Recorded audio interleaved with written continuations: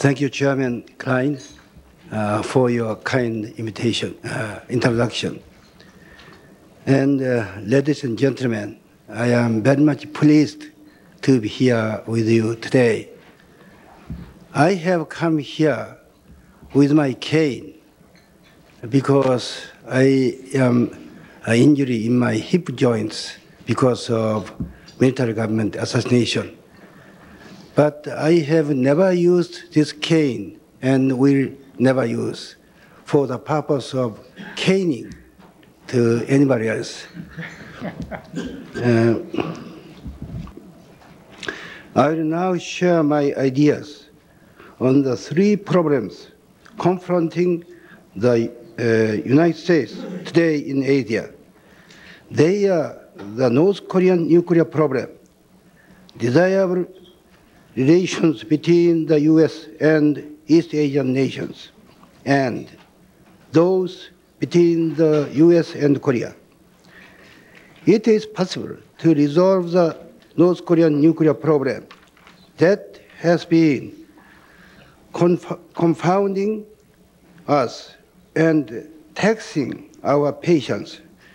I am convinced it is.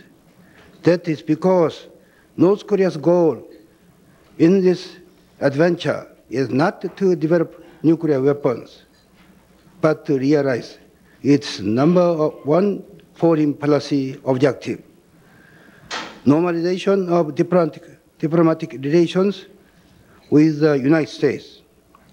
Kim Il-sung desperately hopes through diplomatic relations and economic cooperation with the West to escape from the hopeless economic situation and the extreme international isolation so that he can pass a stable regime on to his son.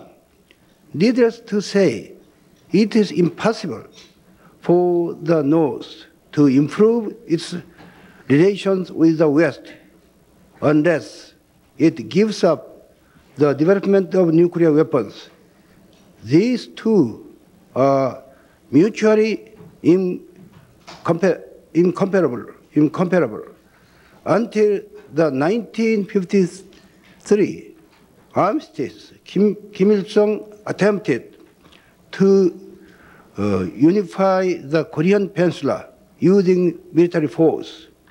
After that attempt failed, he tried to repeatedly to instigate a communist revolution from within South Korea. But following the collapse of the Soviet Union and the disintegration of the communist governments in East Europe, Pyongyang began to experience international isolation and rapid deterioration of its economy.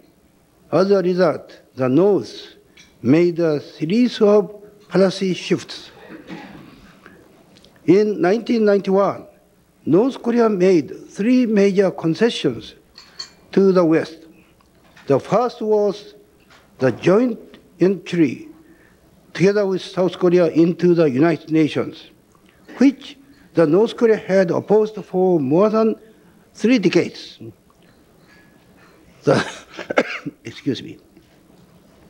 The second was the acceptance of cross-recognition of two Koreas by the world community, especially the US, Japan, Russia, and China, which South Korea and the West had advocated since 1973. The third was its mutual recognition of the South and the North Korean governments as legitimate entities by signing a North-South agreement in December 1991. Though this series of concessions advocated by the moderates, Kim Il-sung expected a quid pro quo in the form of diplomatic and economic cooperation from the West. He also anticipated the cancellation of the annual team spirit exercise, but such expectations have not been fulfilled.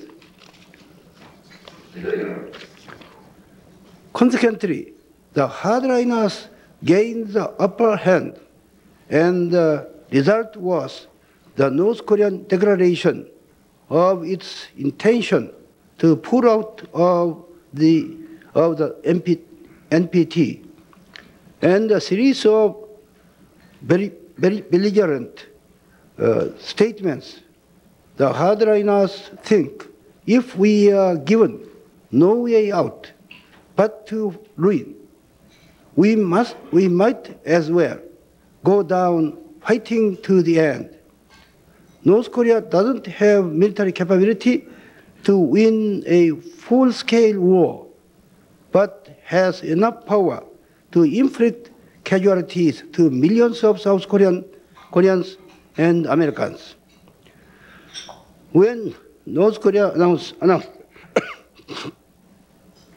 its decision to abrogate the NPT on March 12 last year, I was at Cambridge University as a visiting fellow. Upon hearing the news, I immediately proposed a two-pronged approach to this problem, a package of simultaneous give and take, together with cooperation from China. What should each side give and take? Two things should be given from each side simultaneously. North Korea must give up its nuclear ambition and guarantee South Korea's security.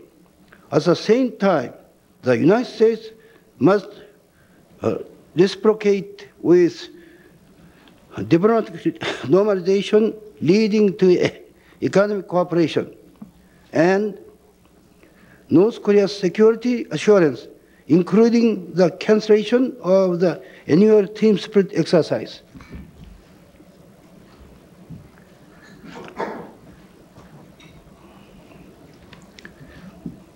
However, it is important for the United States to consult with China and seek its cooperation on the North Korea's nuclear weapon program.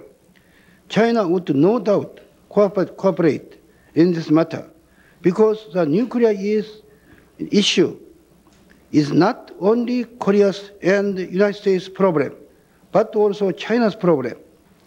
And because China too does not want North Korea to possess nuclear weapons. This is a foolproof approach. If the North Korea accepts this package deal, so much the better.